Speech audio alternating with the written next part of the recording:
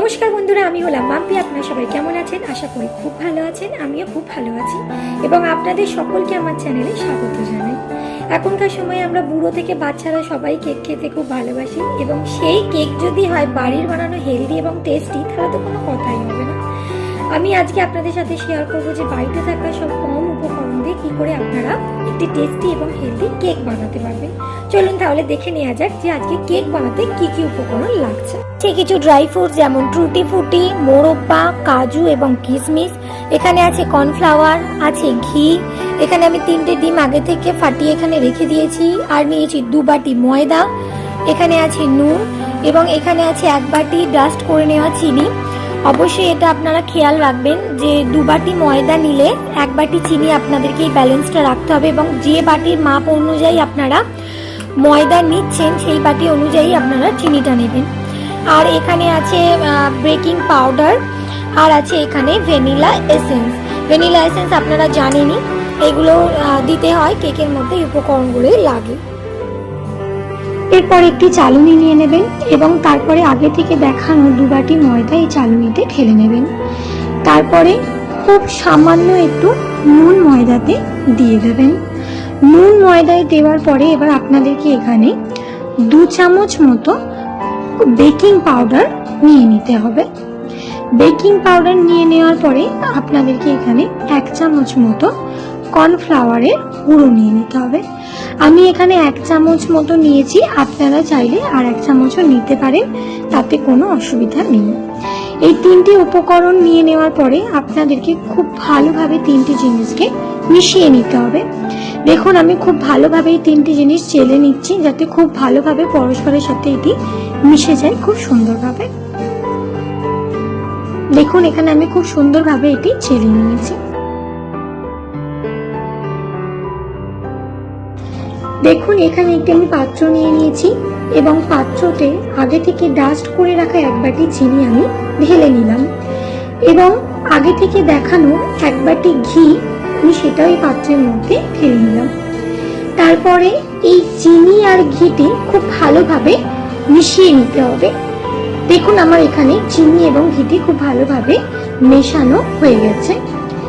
তারপরে এর মধ্যে 3টি আগে থেকে ফাটিয়ে রাখা ডিম খুব ভালোভাবে মিক্সারে আপনাদেরকে ব্লেন্ড করে নিতে হবে।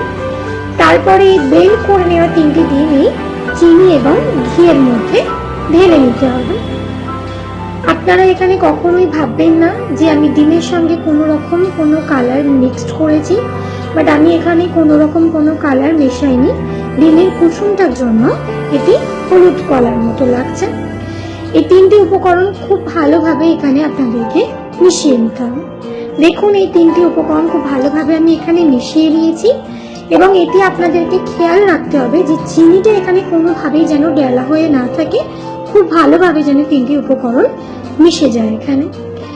তারপরে এখানে আপনাদেরকে যে ময়দাটা আমি আপনাদেরকে দেখিয়েছিলাম যে কর্নফ্লাওয়ার এবং বেকিং পাউডার নুনের সাথে আমি মিশিয়ে রেখেছিলাম, সেই ময়দাটা আপনাদেরকে কিছুটা কিছুটা করে এইটির মধ্যে ঢেলে নিতে হবে। এটা খেয়াল রাখবেন আপনারা যে পুরোটা ময়দাটা আপনাদেরকে ঢালার কোনো দরকার নেই, কিছু কিছু করে ঢালবেন আর মেশাবেন। খুব ভালোভাবে আপনাদেরকে ঢেলে ঢেলে মিশিয়ে নিতে হবে। দেখুন আমি মিশে গেছে, প্রথমবার ঢেলেছি মিশে গেছে, তারপর বাকি যে ময়দার মিক্সচারটা সেটা আমি ঢেলে নিয়েছি। তারপর আমি আবারও ঘুরিয়ে ঘুরিয়ে দিয়ে মিশিয়ে নিচ্ছি। এটা আপনারা যত বেশি ভালোভাবে এটা মিক্সিং করবেন তত ভালোই এটি ব্যাটারটা তৈরি হবে। বাকি যে ময়দাটা আছে সেটি আমি ঢেলে দিলাম এই ব্যাটারটার মধ্যে। আবারও আমি এটি খুব সুন্দরভাবে সেম প্রসেসে ঘুরিয়ে ঘুরিয়ে পুরো ব্যাটারটা খুব সুন্দরভাবে মিশিয়ে নেব। মিশিয়ে নেওয়ার পরে আপনাদেরকে এটা খেয়াল রাখতে হবে যে আপনাদের ব্যাটারটা যদি খুব বেশি টাইট হয়ে যায় বা মনে হয় খুব টাইট হচ্ছে, তাহলে আপনারা এখানে একটু দুধ মেশাতে পারেন, কোনো অসুবিধা নেই। আর তারপরে আগে থেকে কিছু ড্রাই ফ্রুটস কুচানো, যেমন কিশমিশ, তারপরে টুটি ফুটি, তারপরে মোরব্বা এবং কাজু আমি এখানে এই ব্যাটারটার উপর দিয়ে দিলাম। দেখুন আমি কিছু সব ড্রাই ফ্রুটসগুলো এখানে আমি দিয়ে দিচ্ছি এই ব্যাটারটার উপরে। এবং সমস্ত ড্রাই ফ্রুটস এই ব্যাটারটার উপর দেওয়ার পরে আমি ব্যাটারটি এই সমস্ত কিছু ড্রাই ফ্রুটস দিয়ে খুব ভালোভাবে এটা আমি মিশিয়ে নেব। দেখুন খুব ভালোভাবে আমি এই ড্রাই ফ্রুটসটি মিশিয়ে নিচ্ছি। তারপরে কিছুটা ড্রাই ফ্রুটস আমি রেখে দিয়েছি গার্নিশিং এর জন্য। দেখুন পুরো ব্যাটারটা আমি খুব সুন্দরভাবে সবকিছু মিশিয়ে আমার রেডি। তারপরে 1 চামচ আমি এখানে ভ্যানিলা দিয়ে দেব। ভ্যানিলা এসেন্স আপনারা চাইলে এখানে 1 চামচের বেশিও দিতে পারেন, বাট আমি এখানে 1 চামচ ব্যবহার করেছি। আপনারা চাইলে 2 চামচ ব্যবহার করতে পারেন, কোনো অসুবিধা নেই। আপনারা যদি চান ভ্যানিলা এসেন্সটা আপনারা প্রথমেই ব্যবহার করবেন, তাতেও কোনো অসুবিধা নেই। আমি এখানে লাস্টে ব্যবহার করেছি। দেখুন ব্যাটারটা আমার পুরোপুরি তৈরি হয়ে গেছে এবং যে পাত্রটিতে আমি কেকটি বসাবো সেই পাত্রটির ভেতরটা এবং পুরো গাটা খুব ভালোভাবে আপনাদেরকে ঘি মাখিয়ে নিতে হবে। তারপর এর মধ্যে একটি এরকম সাদা পেপার দিয়ে দিতে হবে, যাতে কেকটি নিচে থেকে লেগে না যায় এবং হওয়ার পরে খুব ভালোভাবে কেকটি উঠে আসতে পারে। তারপরে এখানে এই ব্যাটারটা আমি পাত্রটির মধ্যে দিয়ে দেব। দেখুন পুরো ব্যাটারটা আমি পাত্রটির মধ্যে দিয়ে দেব। তারপরে পুরো ব্যাটারটি এবং এই পাত্রটির মধ্যে আমার দিয়ে দেওয়া হয়ে গেছে। তারপরে গার্নিশিং এর জন্য যে ড্রাই ফ্রুটসগুলো আমি রেখেছিলাম সেটি এই ব্যাটারটার উপর আমি খুব সুন্দরভাবে গার্নিশিং করে দেব, যাতে কেকটি দেখতেও খুব সুন্দর লাগে হয়ে যাওয়ার পরে এবং খেতেও আরো বেশি যাতে টেস্টি লাগে। দেখুন আমি কিরকম দিয়ে দিচ্ছি, আপনারা ওইভাবেই দিয়ে দেবেন। গার্নিশিং আমার হয়ে গেছে। তারপর আমি এখানে একটি কড়াই নিয়ে নিয়েছি এবং তার মধ্যে কিছুটা বালি নিয়ে একটি স্ট্যান্ড বসিয়ে দিয়েছি। আর আমি গ্যাসের ওভেনটা 5 মিনিট আগে থেকে হাই ফ্লেমে অন করে দিয়েছি, যাতে বালিটা খুব সুন্দরভাবে এখানে গরম হয়ে যায়। আপনারা চাইলে এখানে কুকারেও করতে পারেন, বাট আমার কাছে এই মুহূর্তে কুকারে বসানোর মতো ছোট স্ট্যান্ড নেই, তাই আমি এখানে কড়াইতেই করেছি। আপনারা চাইলে কুকারেও করতে পারেন বা কড়াইতেই করতে পারেন, কোনো অসুবিধা নেই তাতে। তারপরে ব্যাটার দেওয়া যে পাত্রটি সেই পাত্রটি আমি এই স্ট্যান্ডের উপরে ভালোভাবে বসিয়ে দেবো, একটু প্রেস দিয়ে বসিয়ে দেবো পাত্রটি।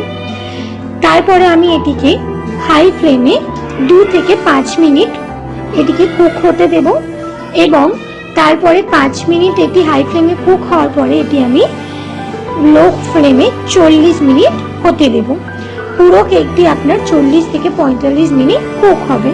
ফার্স্ট আপনাদেরকে 5 মিনিট এটি হাই ফ্লেমে কুক করতে হবে, তারপরে বাকি 40 মিনিট আপনাদেরকে এটি লো ফ্লেমে করতে হবে। দেখুন 5 মিনিট পরে আমি এই ওভেনটা লো ফ্লেমে করে দিচ্ছি, যাতে বাকি 40 মিনিট এটি লো ফ্লেমেই হবে। এবং 40 মিনিট পর আমি আবারও আপনাদের কাছে ফিরে আসছি। 40 মিনিট পর আমি আবারও আপনাদের কাছে ফিরে এলাম এবং ওভেনটা আমি পুরোপুরি বন্ধ করে দেব। তারপর আমি কেকটি খুলে দেখব। দেখুন কত সুন্দরভাবে কেকটি হয়েছে এবং কত ভালোভাবে কেকটি কুক হয়েছে। তারপর আমি এটি চুলা থেকে নামিয়ে নেব এবং নামিয়ে নিয়ে কেকটি একটি প্লেটের মধ্যে ঢেলে নেব। দেখুন প্লেটে ঢেলে নিয়েছি এবং আপনারা দেখেই বুঝতে পারছেন যে কেকটি কত সুন্দরভাবে হয়েছে এবং কতটা ভালোভাবে কেকটি কুক হয়েছে। আপনারা দেখেই সেটা বুঝতে পারছেন। এরপর আমি এই কেকটি আপনাদের কাছে কেটে দেখাবো।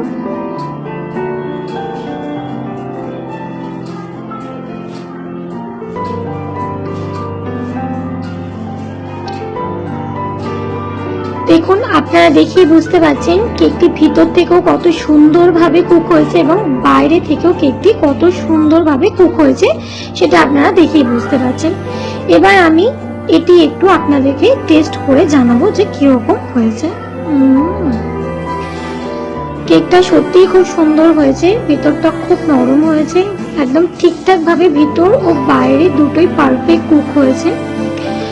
আমার এই রেসিপি যদি আপনাদের ভালো লেগে থাকে, পছন্দ হয়ে থাকে, তাহলে অবশ্যই কমেন্ট সেকশনে জানাবেন।